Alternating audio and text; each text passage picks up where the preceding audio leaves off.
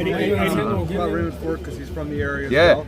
So I know you made some changes with your matchmaking a few years ago, and Raymond Ford was matched very tough. What can you say about his development and his progression and plans for him if he does win in the 5x5 matches? So Ray Ford, one of my favourite fighters. I mean, he came into my office in New York.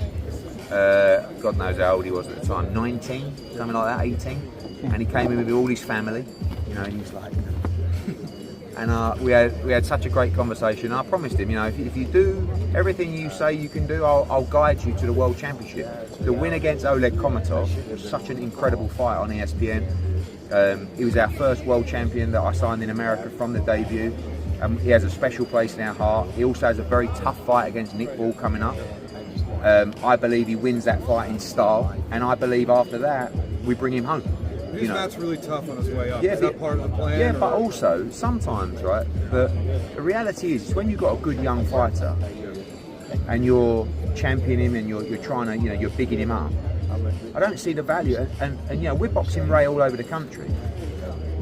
There's no value in giving him 6-8 round scrubs. You know, I see a lot of prospects right now that are fighting in terrible mismatches, and they're good enough to fight at such a higher level, right?